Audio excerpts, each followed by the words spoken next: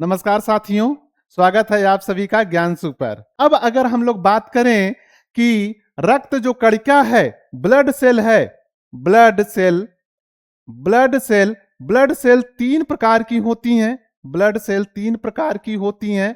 एक को कहते हैं आरबीसी, दूसरे को डब्ल्यूबीसी और तीसरे को प्लेटलेट्स प्लेटलेट्स प्लेटलेट्स कहते हैं। तीन प्रकार का ब्लड कणिकाएं पाई जाती हैं, आरबीसी, डब्ल्यूबीसी और प्लेटलेट्स। आरबीसी को हम लोग क्या कहते हैं? लाल रक्त कणिका, लाल रक्त कणिका, लाल रक्त कणिका। डब्ल्यूबीसी को हम लोग कहते हैं श्वेत रक्त कणिका, श्वेत रक्त कणिका। और प्लेटलेट्स को प्लेटलेट्स ही कहते हैं। इसके अलावा एग्जाम में पूछा जाता है कि लाल रक्त कणिका को और किस नाम से जानते हैं, तो यहां पे लाल रक्त कणिका को एक और नाम दिया जाता है जिसे कहते हैं इरिथ्रोसाइट, इरिथ्रोसाइट कहते हैं। और डब्ल्यूबीसी को हम लोग कहते हैं ल्यूकोसाइड, ल्यूकोसाइट कहते हैं, ल्यूकोसाइट कहते हैं। और प्लेटलेट्स को कहते हैं थ्रोम्बोसाइड, थ्रोम्बोसाइट कहते हैं। प्लेटलेट्स को थ्रोम्बोसाइट कहते हैं। प्लाज्मा के अलावा रक्त शेष 45% जो हिस्सा होता है वो ठोस कोशिकाओं का होता है, कोशिकाओं से बना होता है। यह तीन प्रकार की होती हैं। अभी हम लोगों ने इस पे चर्चा किया। लाल रक्त कणिका आरबीसी, लाल रक्त कणिका आरबीसी, लाल रक्त कणिका आरबीसी, इसे इरिथ्रोसाइट कहते हैं। श्वेत रक्त कणिका डब्ल्यूबीसी, इसे ल्यूकोसाइट कहते हैं। एवं प्लेटलेट्स इसे थ्रोम्बोसाइट कहते हैं। यहां सबसे ज्यादा ध्यान देने की बात है कि आरबीसी, डब्ल्यूबीसी और प्लेटलेट्स को दूसरा किस नाम से जानते हैं? इरिथ्रोसाइट, थ्रोम्बोसाइट और ल्यूकोसाइट। ये आप भूलेंगे नहीं, एग्जाम में अक्सर ऐसे प्रश्न ही पूछे जाते हैं। आप हमेशा याद रखेंगे आरबीसी, डब्ल्यूबीसी और प्लेटलेट्स को किस नाम से जानते हैं। लाल रक्त का अगर अब हम लोग चर्चा कर रहे हैं आरबीसी की, अगर आरबीसी की चर्चा कर रहे हैं तो यहां पर देखिए आकार, यह उभयावतल यानी दोनों तरफ से पिचकी हुई डिस्क के आकार की होती है। यहां पे आप देख सकते हैं दोनों तरफ से ये पिचकी हुई बाइकॉन्केव है। ऐसा इसलिए होता है ताकि ज्यादा से ज्यादा ऑक्सीजन इसमें समा सके। यह आकार सतह क्षेत्र को बढ़ाता है जिससे अधिक ऑक्सीजन समा सके। केंद्रक अनुपस्थित होता है। जो हमारा आरबीसी होता है मैमल्स में जो आरबीसी होता है, आरबीसी जो मैमल्स में होता है, मैमल्स मीन्स स्तनधारी, ऐसे सभी जीव जो बच्चा पैदा करते हो और क्या करते हैं, अपने बच्चों को दूध पिलाते हैं, उन्हें हम लोग क्या कहते हैं? स्तनधारी। स्तनधारी में जो आरबीसी पाया जाता है उसमें केंद्रक नहीं पाया जाता। लेकिन यहां एक बात ध्यान देने योग्य है कि जब ये बनते हैं, इमैच्योर होते हैं, अपरिपक्व होते हैं, उस समय इसमें केंद्रक पाया जाता है। लेकिन जैसे जैसे ये मैच्योर होने लगते हैं वैसे वैसे इनमें केंद्रक गायब हो जाता है। गायब इसलिए होता है कि ताकि ज्यादा से ज्यादा हीमोग्लोबिन इसमें आ सके। स्तनधारियों की परिपक्व आरबीसी में केंद्रक नहीं होता ताकि हीमोग्लोबिन के लिए अधिकतम जगह मिल सके। यहां एक प्रश्न आता है कि आरबीसी या हीमोग्लोबिन कहां पाया जाता है? तो हीमोग्लोबिन प्यारे विद्यार्थियों कहां पाया जाएगा? आरबीसी में। हीमोग्लोबिन कहां पाया जाएगा? हीमोग्लोबिन कहां पाया जाएगा? आरबीसी में।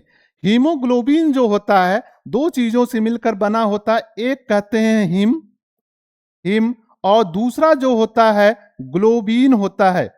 ग्लोबिन एक प्रकार का प्रोटीन है।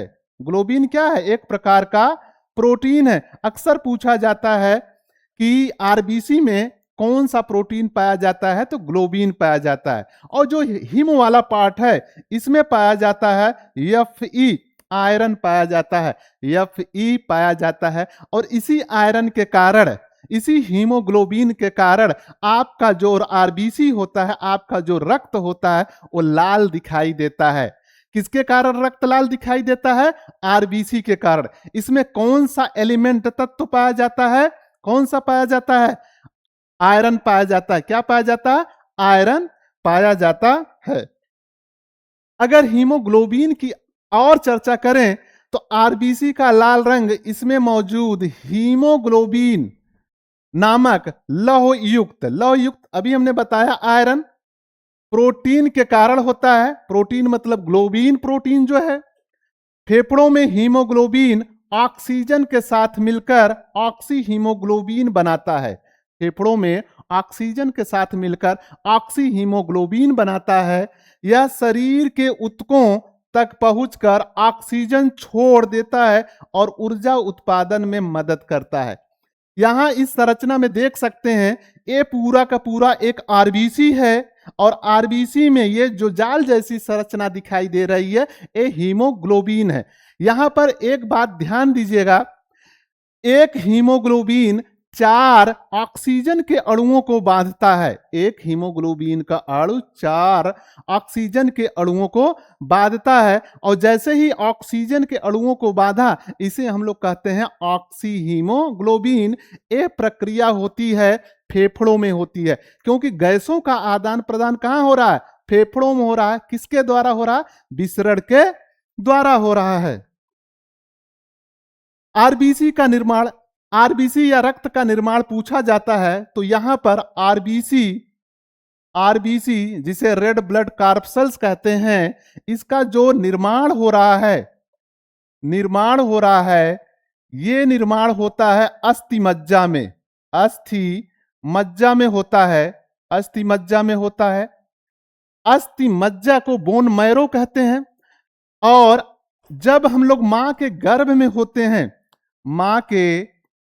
मां के गर्भ में होते हैं, उस समय आरबीसी या रक्त का निर्माण लीवर में होता है। लीवर में, यकृत में होता है। ये प्रश्न आप हमेशा याद रखेंगे कि जब हम मां के गर्भ में होते हैं, मां के गर्भ में होते हैं, उस समय रक्त का निर्माण जो होता है वो लीवर में होता है। और जब हम मां के गर्भ से बाहर आ जाते हैं, उस समय रक्त का निर्माण बोन मैरो में होता है। बोन मैरो मतलब अस्थि मज्जा। अस्थि मज्जा कहाँ है? बहुत सारे ऐसे बच्चे हैं, अस्थि मज्जा तो सुन लेते हैं लेकिन वो समझ नहीं पाते अस्थि मज्जा होता कहाँ है। भैया, अगर आप नॉनवेज खाते हैं, मतलब आप मीट मछली ये सब चीजें खाते हैं, तो कभी हड्डी भी मिली होगी। बोन मतलब हड्डी, मैरो मतलब उसके अंदर जो खोखला पार्ट होता है, हड्डी के अंदर जो खोखला पार्ट होता है उसमें कुछ भरा रहता है। और कभी खाते खाते उसको बहुत तेज से आप तोड़ते हैं और ऐसे करके खींचते हैं अपने अंदर, तो जो निकल रहा है हड्डियों के अंदर से, जो निकल रहा है उसी को हम लोग बोन मैरो कहते हैं। और इसी बोन मैरो में रक्त का निर्माण होता है। इसी बोन मैरो में ही रक्त का निर्माण होता है। अगर जीवन काल पूछा जाए, आरबीसी का जीवन काल कितना होता है, तो 120 डे होता है। 120 दिन तक आपकी जो आरबीसी होती है, लाल रक्त कणिका होती है, वो जीवित रहती है। इनका जीवन काल लगभग 120 दिन का होता है। विनाश, कब इनका विनाश होता है? पुरानी आरबीसी प्लीहा मतलब स्प्लीन जिसे कहते हैं, और लीवर में नष्ट हो जाती हैं। प्लीहा को आरबीसी का कब्रिस्तान कहा जाता है। पूछा जाता है अक्सर कॉम्पिटिटिव एग्जाम या बोर्ड एग्जाम में पूछा जाता है कि आरबीसी का कब्रगाह किसे कहा जाता है या कब्रिस्तान किसे कहा जाता है, तो आंसर है स्प्लीन। स्प्लीन को हम लोग क्या कहते हैं? आरबीसी का कब्रगाह, क्योंकि आरबीसी यहीं पे जाकर डेड हो जाती हैं, अपना जीवन त्याग देती हैं। गेयार्ड ऑफ आरबीसी भी कहा जाता है। ये आप देख सकती हैं, ये संरचना दिखाई दे रहा है, ये एक बोन है, बोन। और बोन के अंदर जो हैलो खाली वाला पार्ट है, यहां पर बोन मैरो, यही सी बोन मैरो में किसका निर्माण हो रहा है? आरबीसी का। आरबीसी का निर्माण हुआ। कितना दिन ये चला, जीवित रहा? 120 दिन। 120 दिन के बाद ये स्प्लीन या लीवर के पास आया, जहां इसे डेड कर दिया गया, डेड में मार दिया गया, और मारने के बाद फिर इसका आयरन रीअब्जॉर्ब कर लिया जाता है, फिर बोन मैरो में आता है, फिर से नया आरबीसी बनता है। ये प्रक्रिया चलती रहती है। तो यहां पर दो प्रश्न बहुत ही इंपॉर्टेंट है। पहला, रक्त का निर्माण कहां होता है? तो बोन मैरो में, अस्थि मज्जा में। दूसरा, आरबीसी का जीवन काल कितना होता है? तो 120 दिन। तीसरा जो प्रश्न है कि आरबीसी का कब्रगाह क्या है? तो आप कहेंगे स्प्लीन है।